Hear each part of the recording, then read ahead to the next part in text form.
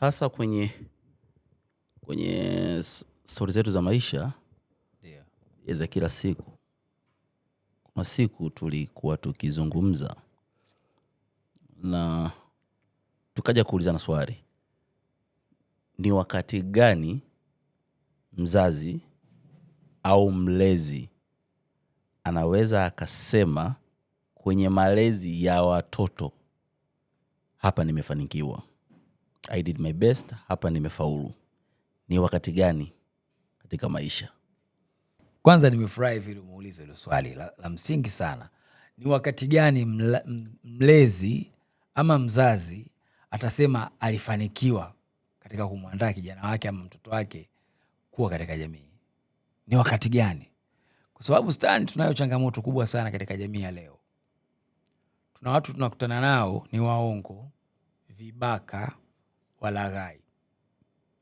Kuna watu tunakutana nao ni wachunganishi. Kuna watu tunakutana nao ni wachoyo. Tunashindwa kublend nao pamoja katika maisha. Lakini unagundua kumbe shida ilikuwa kwenye malezi ama makuzi aliyokulia. Unanielewa? Mzazi, unamuandaaje mtoto wako ili aweze kuingia katika jamii ambapo atakutana na watu waliolelewa na watoto waliolelewa na wazazi wengine ama walezi wengine, naye aweze kublend kuwa pamoja nao waweze kuwa vizuri, si ndivyo? Unakuta mzazi ana mtoto wake mpaka amefika labda elimu ya juu kabisa, si ajabu ameanza mpaka na kazi, lakini hajawahi kuja na rafiki nyumbani. Yaani ujue kuna changamoto hapa. Mwanao anashindwa kutengeneza marafiki wale wa level ya kusema sasa nakuja kwenu, na hata mwanao akwambia leo naenda kwa rafiki yangu.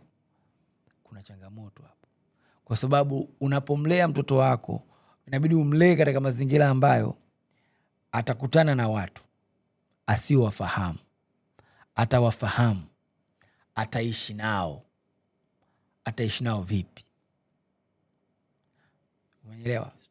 Unamlea mwanao, anatakiwa elewe kwamba atakuja kuwa mtu mzima, ataoa ama ataolewa na atakuwa na watoto. Nao watoto anatakiwa awalee na kuwatunza katika utaratibu ule ule, ili na wenyewe watakapoingia katika jamii waweze kufaa, si ndivyo? Sasa nitakupa mfano. Siku hizi unaona ndoa zinayumba. Yes. Mahusiano yanayumba. Unajua kusema ndoa watu wanafikiria sana ndoa ni serious. Hata mahusiano haya ya kawaida, umeamua kuwa na girlfriend wako au boyfriend wako, yale mahusiano na yenyewe huaga yanayumba sana. Yanakuwa maswiti kwenye kipengele cha ngono tu.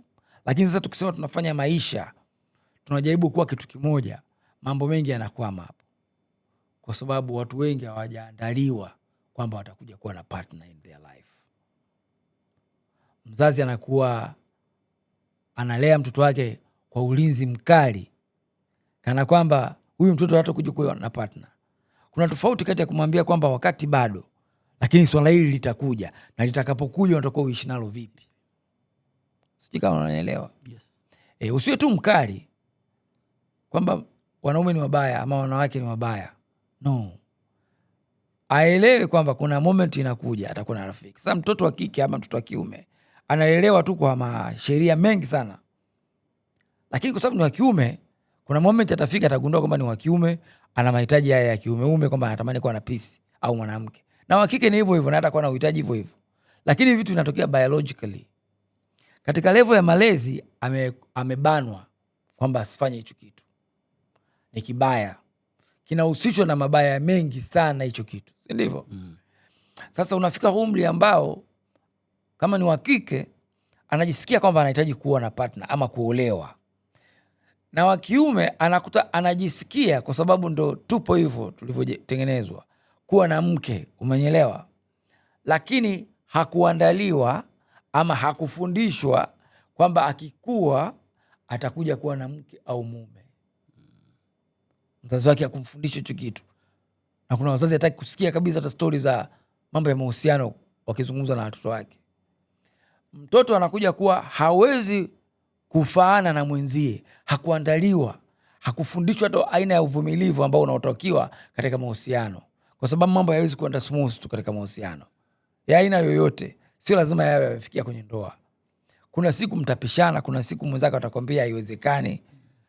Utaweza kuvumilia ili huo uhusiano wenu udumu?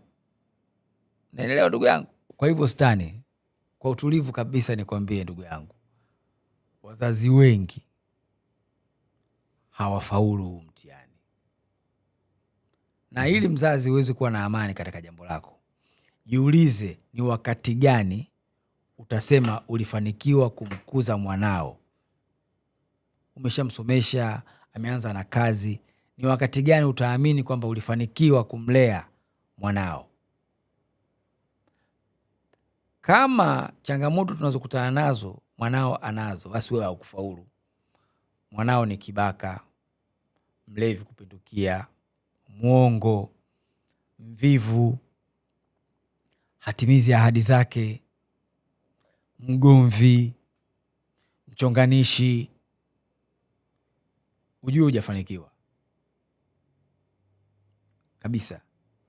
Kwa sababu unapomlea mwanao uwe unaelewa kabisa ni kweli Mungu alikujalia wewe mtoto, na ni kweli wewe ndio unaingia gharama za kumsomesha na kutimiza mambo mengine, lakini huyu mtoto ni wa jamii yako, na ni lazima kuna miaka itafika ataenda kujichanganya katika jamii ili na yeye aweze kutengeneza mji wake.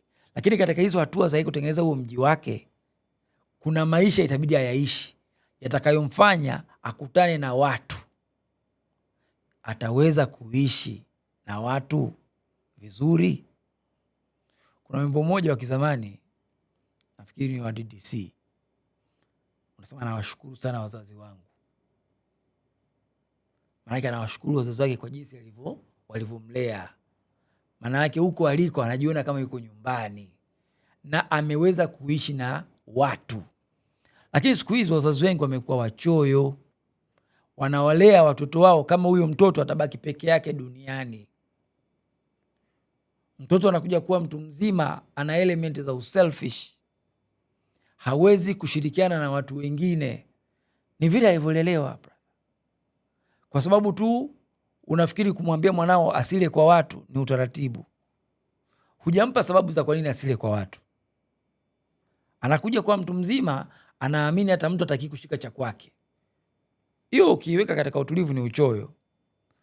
Kwa swali la msingi, mzazi yoyote duniani ajiulize ni wakati gani atasema nimefanikiwa kumkuza huyu mtoto. Hata nikikuuliza unajibu lolote ndugu yangu? Kwa sasa sina. Kwa tuwaachie watu wengine watusaidie. Ni wakati gani labda mzazi ama mlezi anaweza akatuambia amefanikiwa kumkuza mwanae? Kuna wengine unaona tu malezi ya watoto yako vizuri, yako sahihi, lakini wanakuja wanaharibika ukubwani. Pengine ameshatoka kwa mzazi akiwa na tabia iliyonyooka, anafika huko kujitegemea. Baadhi ya wengi sina takwimu, lakini tabia zinabadilika. Sasa hapa tunahesabia mzazi alifeli bado au ni mtoto mwenyewe ameamua kujaribu? Inakuwaje hiyo? Vizuri sana. Yaani tunaposema mzazi anamlea mwanae, anatakiwa amlee kama anamlea ili awe na tabia njema pale nyumbani, amlee pia aje kuwa na tabia njema atakapoondoka pale nyumbani. Sauti weka sogeza mic Umeelewa? Kwa maana ya kwamba anaweza kweli alimlea vizuri nyumbani, mtoto akawa na adabu ya nyumbani, lakini akitoka nje ya nyumbani hawi na adabu. Kwa hiyo ina maana mzazi huyu hakumwandaa huyu mtoto kwamba utakapokwenda sehemu nyingine unatakiwa kuishi vipi. Kuna mtoto anaona kama vile alipokuwa nyumbani alikuwa kifungoni kutokana na aina tu ya malezi. Kwa hiyo anapoondoka pale anataka sasa akaishi kama vile amewekwa huru.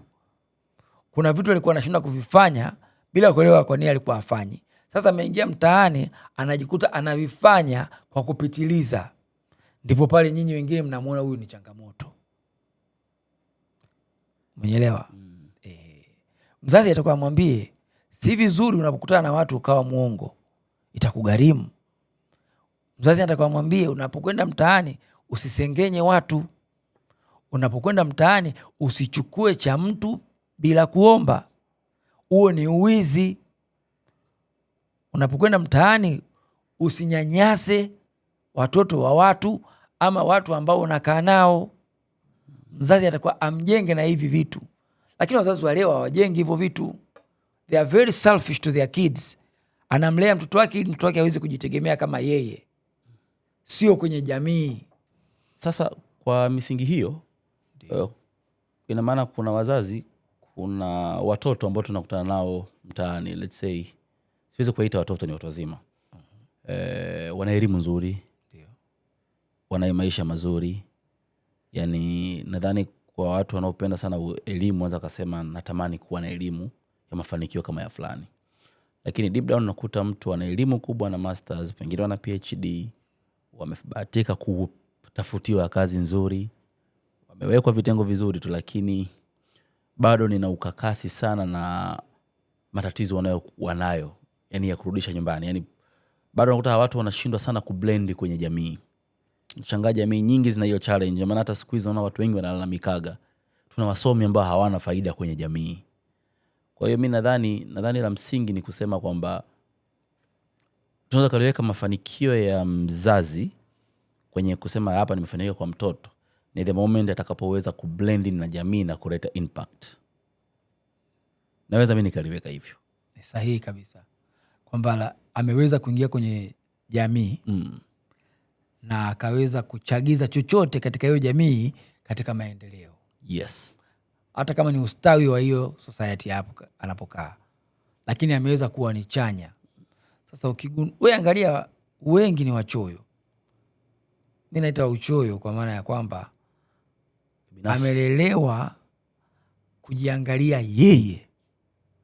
Kama itatanuliwa kidogo, itakuwa ni kuangalia ndugu zake yeye aliozaliwa nao mwisho. Sasa pata huyu mtu afikie hatua ya kuwa kiongozi, maamuzi yake lazima yatakuwa ya kibinafsi. Ni ngumu huyu mtu kuwaza kwa upana wa jamii nzima. Umenyelewa?